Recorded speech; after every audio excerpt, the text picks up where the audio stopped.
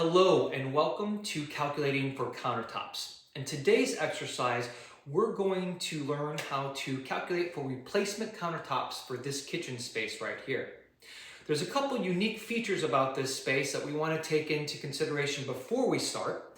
So we're going to do that. And then afterwards, we're going to take it piece by piece and measure each section of the kitchen. All right. So before I started, I had everything cleared from the space. That's probably the most important because otherwise you're trying to work around a whole bunch of different things and it's never easy. After everything was cleared, I went ahead and made a map, a little template of the space. And what I have here is the stove in the center. I have the wraparound area right here, and just for point of reference, let me draw the sink. So I have the sink right over here. I have the bar top. Notice I have 3 backsplashes. This backsplash that runs along the sink side and connects to the bar top is higher. Then it drops down to a smaller size all the way around the rest of the kitchen space, and this is where the refrigerator is on this side. So looking at this on camera, this is this side right over there, and this is this side right over there. All right? Having a map allows you to work as you go, take your calculations and write them down as you go, instead of scratching them down and then trying to transpose them later. This is going to give you a much clearer picture. So there were a few things that I said we needed to talk about in this space, and might be a little shaky, but let me show you what I have going on. All right. If you look right here on this side, we have the cabinet, which is 24 inches in depth, and we have a 1-inch overhang on that. It's stacked upon the backsplash, and then the backsplash bar has another 1-inch overhang on top of it. So it's kind of like we're stepping up and overhangs. So that's going to be something that we want to pay attention to when we do our calculations. Also, we have this long backsplash until we drop down to this small area over here. So this calculation from here all the way over is going to be different until we get to the drop down spot. I also want you to notice the seam that's right there. That's kind of a telltale sign that there's a connection because there's a break in size and whatnot. Also, I want you to take notice of this corner. Notice that this is not perfect. It's not perfect ever. The only way to fix this would be pushing it into the wall, which is hard because these have metal corners, or possibly filling it in with a caulk. So I want you to get a good example of that. Let me see if I can back up here for you. There you go. You see that? Also, coming around, notice how this backsplash stops right here. It doesn't go all the way to the wall because it intersects with this backsplash. This backsplash is also thicker than this one because this has the tile countertop, or the tile wall on top of it, the tile backsplash. So that's feeding into this space, but know that the backsplashes sit on top of the countertop, which means that the countertop goes all the way to the back of this wall. So if I was to measure this space, I need to figure out where am I going to overlap this right there. Interesting, on this side, it's actually the opposite. The longer backsplash goes all the way to the wall, where this side actually cuts it a little bit short. So I know that these countertops are going to be a little bit different than the backsplashes. However, they're going to be very close nonetheless. Okay. All right. Continuing on. Make sure I can get this in here a little bit better. All right, there we go. I think that's better. So, like I said, I've made a diagram that I'm going to use for this space. And the first thing I'm going to want to measure, is this back wall here. I'll tell you why. It's one of the longest lengths. All right, one of the longest lengths. It has multiple dimensions that I'm going to need to, multiple areas I'm going to need to measure for it. I have a nice hard area where I can stop it right here and get it flush with everything else. So it's a good place for me to start this measurement. Also notice I'm not using the tape in the middle of the countertop. I'm not using it in the front. I'm using it all the way along the back side. That's going to give me the best edge and the truest measurement that I can possibly get. So it stops at 115 inches. The countertop stops at 115 inches right here to this backsplash. But I know that there's another inch past that of the countertop that this is sitting on. So I need to add an inch in this length right here. So my total length for this area where the sink is at is going to be 116 inches. All right. We already know we want a depth of 25 inches, so it's going to be 116 times 25. That's the first thing we're going to write down. When we get to the corner, we'll worry about that at that time. While I have the tape here, I'm going to go ahead and measure for this backsplash. It's already on my sheet. So again, I'm going to bring it to the end right here. Notice I'm not bringing it to the end of this overhang. I'm bringing it to the end of where it stops, right here. And it brings me to exactly 90 inches. 90 inches is where that tall backsplash cuts off. So I'm going to write down 90 inches. I'm going to take a separate tape measure. I'm going to measure the height of it. Let me get it right under here.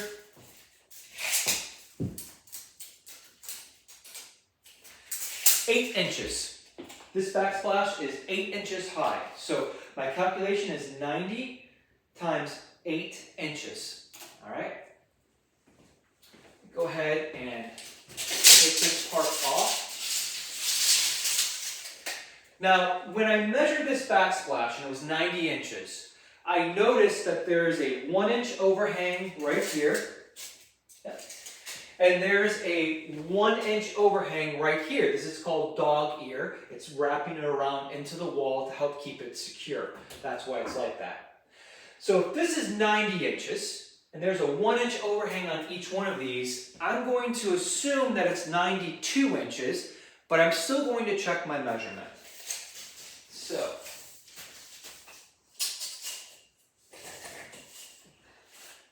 this one's going to be on top. Make sure I am tight along here. Yep. Something there to hold it if you need to.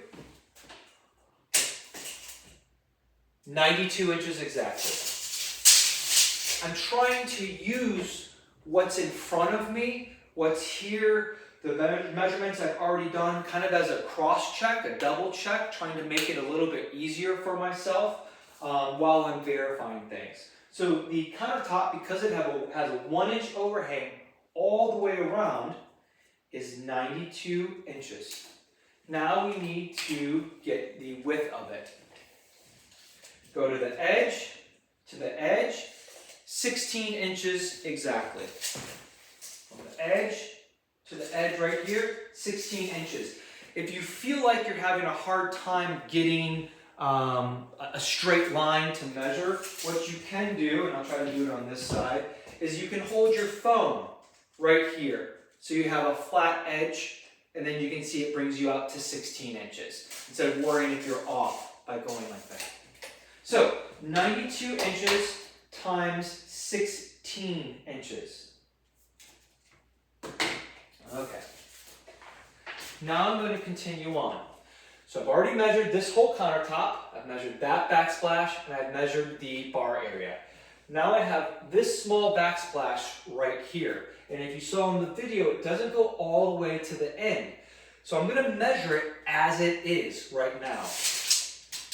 And from the seam to the end is 25 inches, and the height is 4 inches. So this small backsplash is 25 inches by 4 inches. All right. While I'm on backsplash, let me go ahead and do this side right here. I'm going to measure this backsplash as is That brings me to exactly 54 inches. Remember that I'm going all the way to the wall here for this backsplash. So 54 inches, and I already know it's the same height as everything else, times 4 inches is that calculation. Now we have this cross here, and we have this dead space in the back where there is no overhang. So what I'm going to do again is take this measurement all the way to the wall, and because that backsplash does go to the wall, I know that this is 54 inches right here, and the depth that I want is 25 inches. So that area is 54 inches by 25 inches. However, I'm going to bring this up to the camera so you can see it. That 54 inches goes from the stove all the way to the wall. And that 116 goes from the end all the way to the wall. I can't overlap a countertop twice in my measurements because that means I'm charging for it twice. And that would be 4 additional square feet. So we're going to have to make a decision when we do our calculations. Do I want to, I'll minus the 24 inches from this full length. I'll minus the 24 inches from that full length, which will change that. Okay, we're going to do that right now. Get my calculator. And 54 inches minus 24 inches. 54 minus 24 equals 30 inches. So this new measurement is 30 inches times 25 inches. What that means is this area right here, where there is an overhang, to this area is 30 inches by 25 inches. 30 inches by 25. This is 24 by 24 in the corner. Okay? Give you an example of what that math looks like. All right. Now, on the 116 side, I need to minus 24 as well there. Different calculator. So 116 minus 24 equals 116 minus 24 equals 92 inches. All right. Remember that 24 I'm minusing is that corner over there because I can't overlap it twice. So I'm making it its own calculation of 24 inches by 24 inches and minusing it from each corner's overall length. So 92 times 25 divided by 144 gives me 15.97 square feet. All right, so there's 15.97 square feet from this end of this countertop to this area right here. The overall length is 116, but I've minus this 24, so I have just the 25-inch length that I'm calculating down here. Same thing like we did on this side. We'll continue it around the corner too. So you should have 15.97 square feet there. And if we do 30 by 25 divided by 144, gives me 5.21 square feet. 5.21. And 24 by 24 is 4 square feet. So the 3 circles here represent my math. This area down, the corner, and this area right here. Backsplashes, and this totally separate calculation. All right, we'll add those all up together at the end. So let's go ahead and grab the other side real quick. I'm going to use this back wall because it's the easiest. That gives me 55 inches because that backsplash goes all the way there. So it's actually a little bit bigger than the other side. So 55 inches by 25. Again, we're going to minus that 24. So 55 minus 24 gives me 31 inches by 25 inches. 31 times 25 divided by 144 gives me 5.38. 5.38 square feet. All right, 24 by 20. Now we have this measurement over here. Again, I'm going to use the straight wall all along the back. You can do it right in front of the backsplash if you like. You just need to add that 1 inch depth where this backsplash is sitting on it.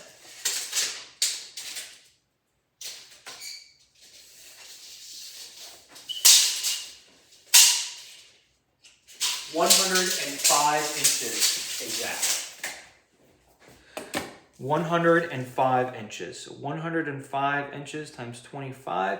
Well, we need to minus that 24. So 105 minus 24 gives you 81. 81 times 25. 81 times 25 divided by 144 gives me 14.06 square feet. Okay, so I minus the corner, made it its own calculation because it does not have an overhang on either side, but I've gotten the correct calculations for the areas that do have a 1 inch overhang and need to be 25 inches in length. Two things I'm missing here are the back splashes rather. So again, this one I'm going to exactly where it stops on installation, which is 54 inches. Different than the 55 that it goes all the way to the end. Because the backsplash stops and the other one intersects with it. So the total length is 55 inches for that backsplash, or 54 inches for that backsplash. And this one is 105 inches. So 54 inches times 4 inches for the backsplash. And the full backsplash over there is 105 inches times 4 inches. The reason the backsplash is longer and we don't minus anything is because it's up against the wall. All right, the countertop is laying flat. So original measurements were 105. Original measurements were, I think, 54. Well, that would be crossing this countertop 2 times. Can't do that. That's why we have to minus it and make it its own thing, 24 by 24. But the backsplash follows the linear length of the back of the countertops. And so that's why it's going to be more of a longer measurement, especially in corner areas like this. All right, I'm going to take out the math. We're going to work it out and then go to the next steps of the problem.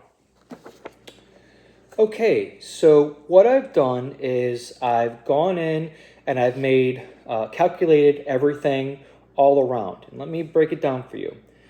I did the bar overhang here. I did the backsplash behind it, the small backsplash, and all of the ones around the space.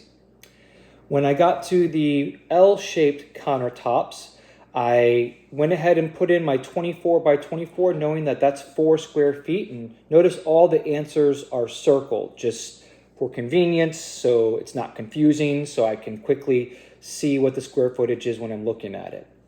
Because I've minus this 24 inches, I've had to go into 54 minus 24 inches, which gives me 30. 30 inches times 25, the depth of it, and my square footage. Same thing on this side over here. This was a total of 116 inches. And I had to minus the 24 here, which gives me the 92. So 92 times 25 is right here. 30 times 25 is right here, where there's the overhang. And the 24 by 24 here, same thing around all the spaces. Okay, so what I've done is I've gone all the way around the space and I've calculated the square footage of each section. I've notated that and circled it so I have a point of reference. Notice that I did not round up. I left them as they were. Our final total will be rounded up at the end. So laying it out, I just went around the space starting at the bar top, and then I did all of the backsplashes. What's nice about this is if you decide to remove the backsplashes and do a full height backsplash, you can minus this square footage right here and get a new accurate number.